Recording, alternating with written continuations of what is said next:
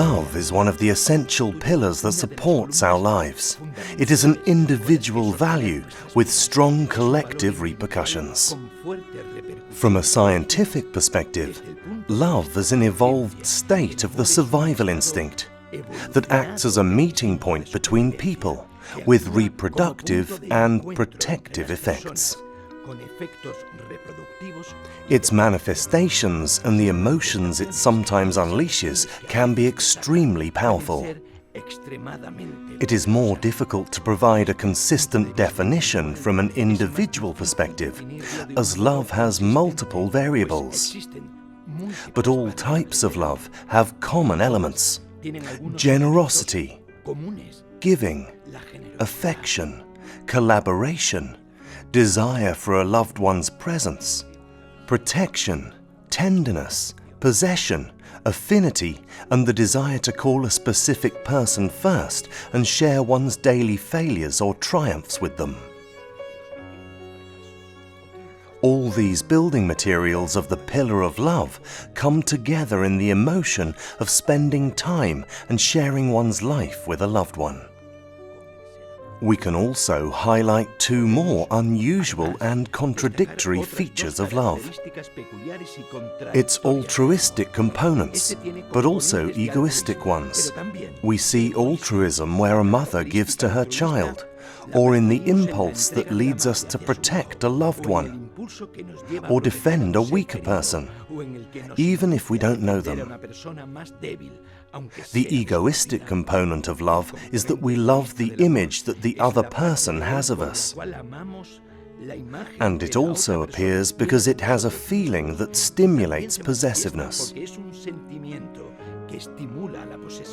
The complete absence of love in any of its variants means loneliness. Meanwhile, the presence of love means emotion and fulfillment. The more we love, the fuller life is, although this also brings about the risk of possible future suffering due to its eventual loss. Love is so important for human beings that in every era it has been the most common subject of artistic creations. Novels, poetry, music, films, and so on. That is, people's level of happiness will increase every time they experience this strong emotion during their lifetimes. Science tells us that in space, if two metal objects have identical characteristics, they will inevitably join together when they come into contact with each other. Could this universal principle be the ultimate explanation for love? We don't know. But we can certainly state that love is a magnificent pillar of motivation and strength in its many variables.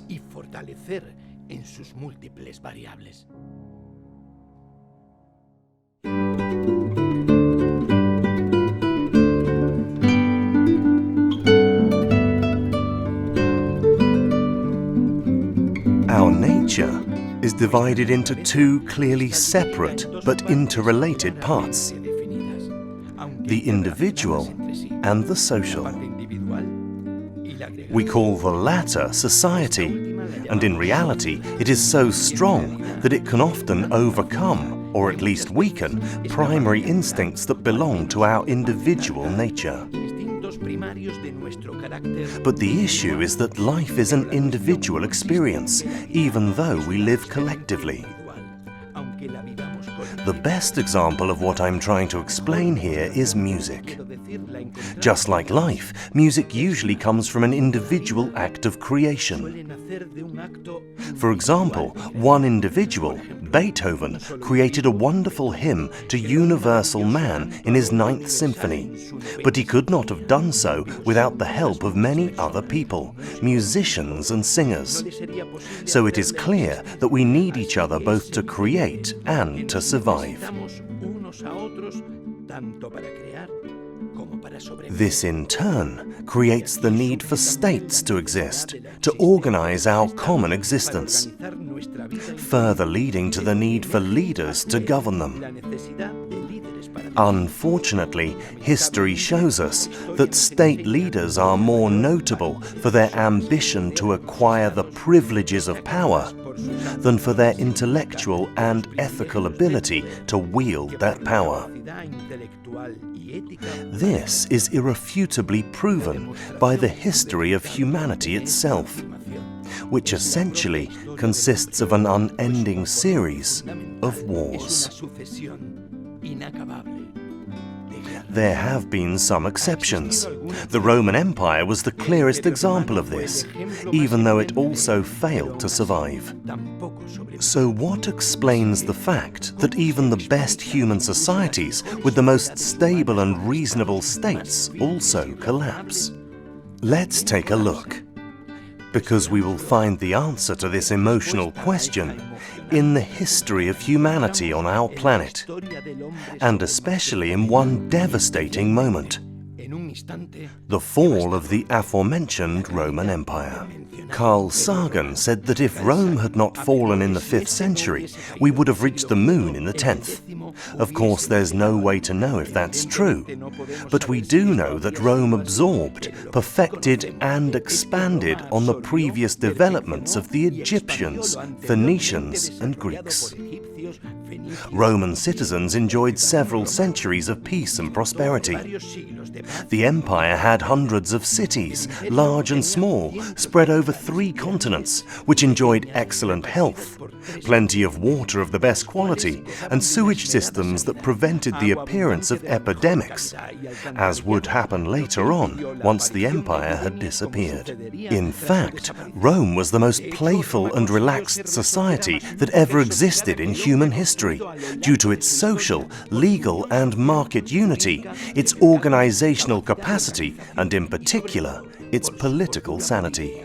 In contrast to the statements of ignorant authors and filmmakers, as well as certain religions, fights to the death in circuses were prohibited by law from the start of the empire and were severely punished. Furthermore, from this period, slaves could not be mistreated, let alone killed, and could easily be released. In fact, they basically became the equivalent of domestic servants in our time. Slaves would suffer much worse treatment in later centuries, including in North America in the 19th century.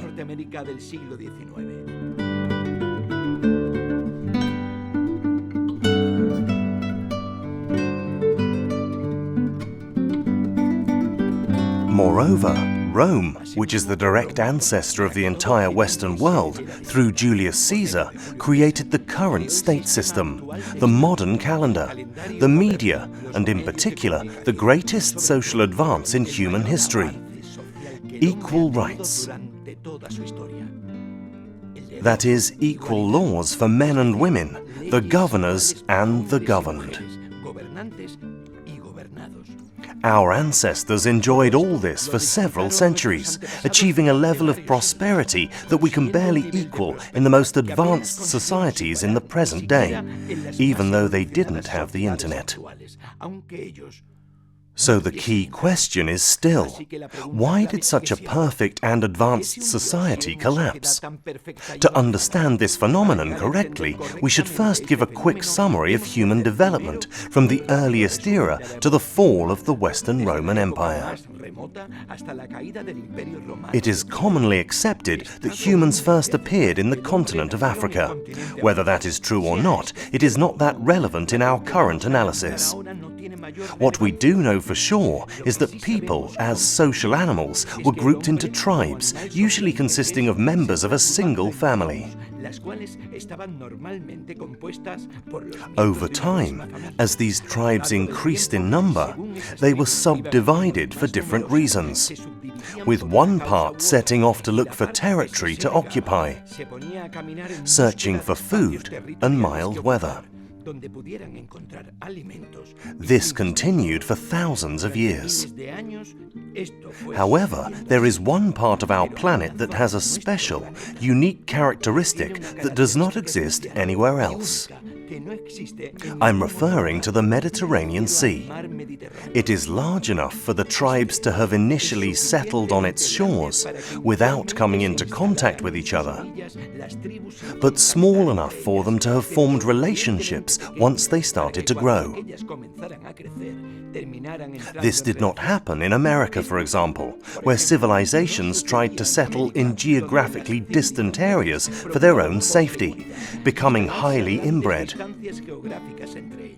The same phenomenon took place in Africa and parts of Asia. In the Mediterranean, because of its special characteristics, things were different. The tribes that had reached its shores ended up connecting, and of course, this contact was not always friendly. Quite the opposite, in fact. However, they did provide an essential element for subsequent development that did not exist in other parts of the world. They exchanged knowledge, good or bad, which meant that the most dynamic cultures on Earth were born and grew in that region. These included the Assyrian, Persian, Egyptian, Cretan, Greek, Phoenician and Roman cultures, as well as the Jewish, Christian and Muslim religions. Excepting the latter, these are all vital parts of what we now call Western culture, the most successful culture in all of human history. In fact, it can be seen that Asian and African people are more likely to take on Western cultural habits than for this to happen in the opposite direction. Law, philosophy, government and the state system, the calendar, music and fashion, and the most successful sports and shows came from Western countries, and are now part of social life on other continents and in their societies. Ultimately, Western people do not wear kimonos, but Asian people do wear jackets, trousers and miniskirts. And this culture was not imposed by force. It is simply and happily accepted by those who receive it, who make it their own. As I said, various civilizations were created on the shores of the Mediterranean Sea. But the last of these, Rome, was so powerful that after absorbing its predecessors, it perfected them and created its own civilization, which actually underpins all of Western culture, as even the others primarily reached us through Rome. Which brings us back to the key question. If it was so advanced, why did it disappear? The answer lies in history and human nature, and is closely related to the survival instinct. The Roman Empire, based on the Lex Julia Municipalis of Julius Caesar, became a kind of United States. This happened because Caesar understood that his country could not survive based on the military occupation and looting of territory, with war as the major national business, as the Roman Republic had been doing until then. In fact, by applying the aforementioned law, the city of Rome became the political capital of the empire, like Washington in the United States today. Spanish, French, Algerian, Belgian, Italian, British, Greek, Portuguese, Tunisian, Romanian and Syrian citizens felt just as Roman as those who lived in the capital city of Rome, and all enjoyed similar levels of prosperity. Over those centuries of peace and fortune, each province and territory provided emperors for the Roman state. They achieved such prosperity that neighboring kingdoms persistently asked to join the empire, given the differences in their standards of living and well-being, like we see with the European Economic Community today. However, the successive Roman governments did not accept them. This gave rise to increasingly high immigration. particularly from Northern and Eastern Europe. As always, over the centuries, this led to immigrants taking the jobs that Roman citizens did not want, especially positions in the legions, which essentially worked in border protection. Today, all experts agree that the fall of the Roman Empire was not caused by a barbarian invasion as described in films, novels, and even some history books. There was no such invasion, because the barbarians were already there, doing the jobs that the Romans didn't want to do. So what did destroy it? The answer lies in human nature. So many centuries of peace and well-being weakened the collective survival instinct of the Roman citizens, who, not having experienced any danger for generations, had lost the awareness and caution that usually awakens that instinct. The direct result of this weakening of the survival instinct was that neither the Roman citizens nor their public authorities, which ultimately had the same historical background and mentality, were used to having to fight to preserve their society. This meant that its central authority grew weaker, as the state did not seem to be as necessary, and local powers began to emerge, creating various fiefdoms that ended up being controlled by the most powerful people in each region. These leaders immediately began to quarrel with each other. This marked the beginning of the devastating Middle Ages, which in many ways we have not yet left. With it, a large part of Rome's intellectual, material and scientific legacy disappeared, leaving misery, war, epidemics and religious fanaticism to emerge in its place. The fall of the Roman Empire was probably the greatest social catastrophe in human history. Even though much of it still lives on today in our language, law, the state and Christianity, which has lasted until now precisely because it was created and promoted by the empire in its final stages.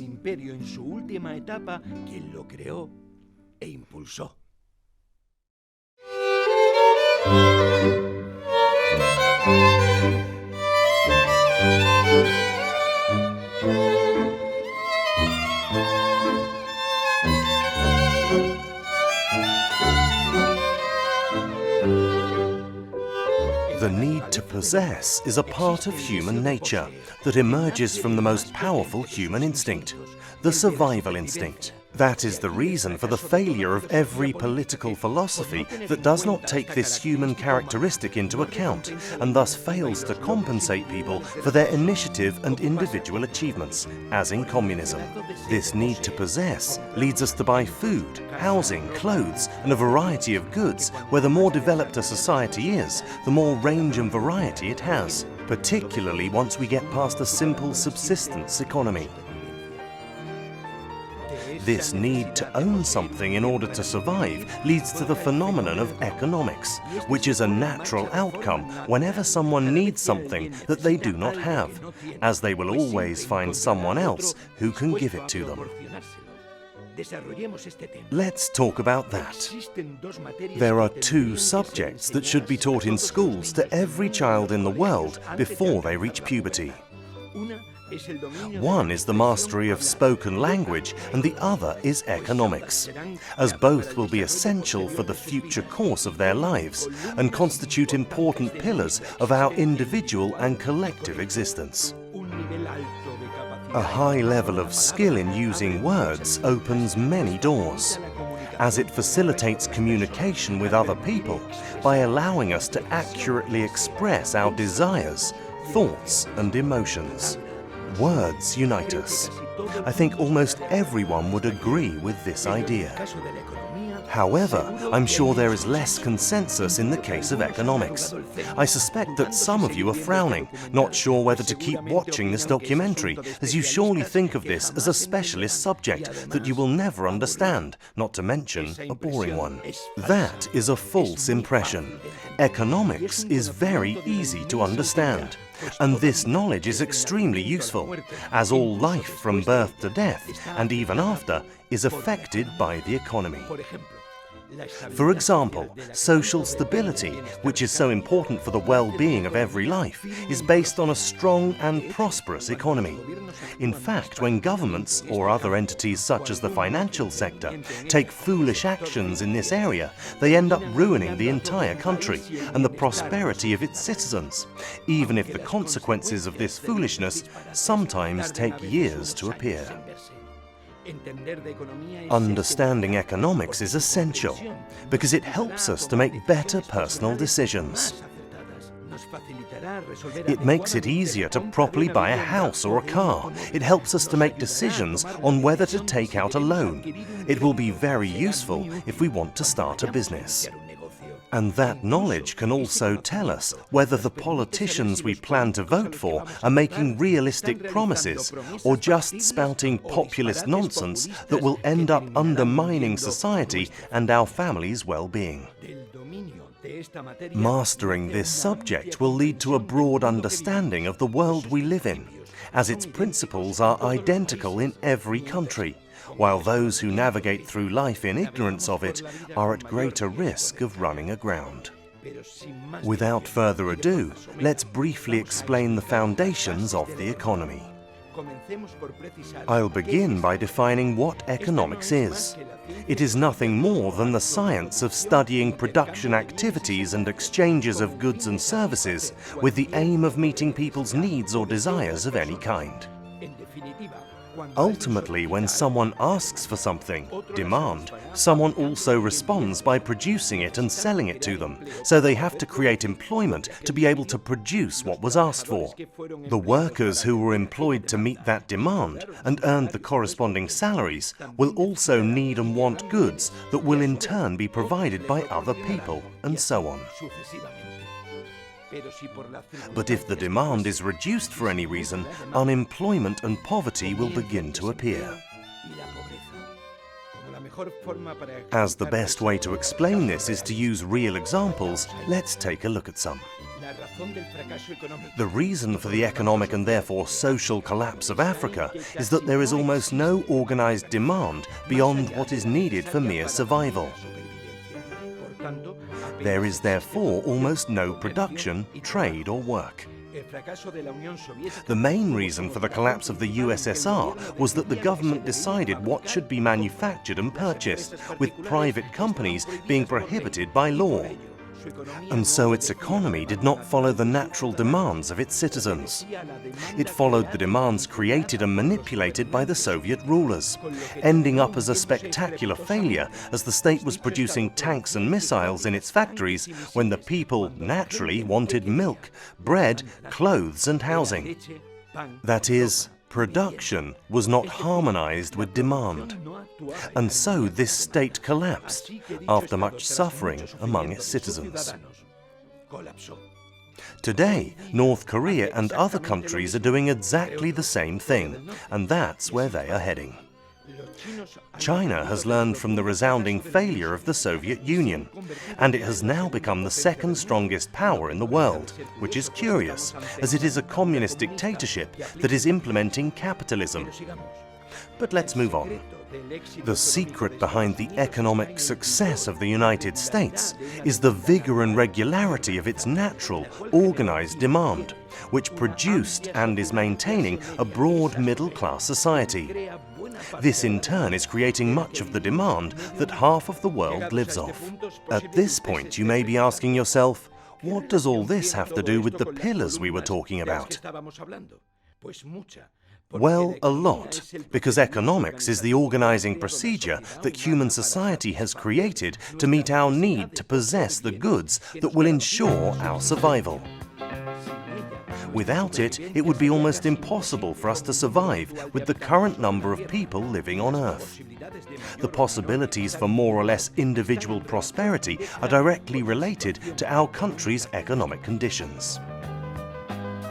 ¿Cuántas veces me han dicho, mira en tu bolsa no hay nada?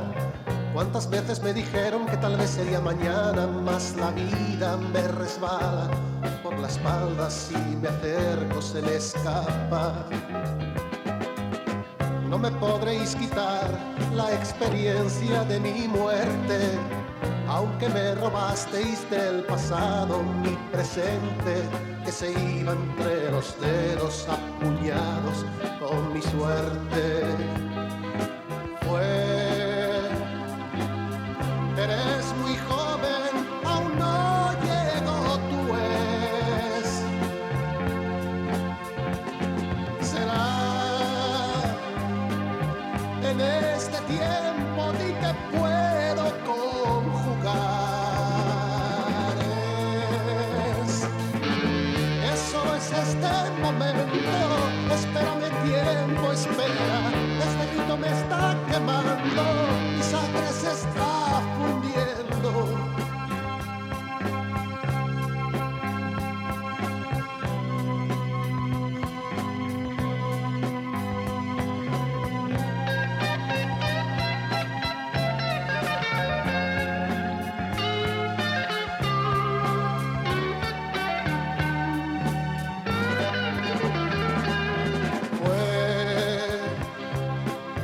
Eres muy joven, aún no llego tu es.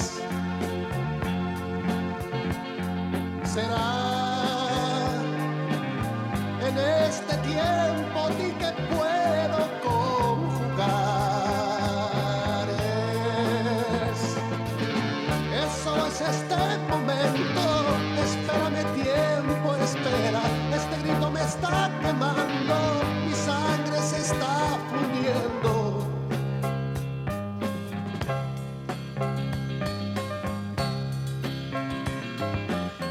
No me podréis quitar la experiencia de mi muerte, aunque me robasteis del pasado mi presente, que se iba entre los dedos apuñados con mi suerte.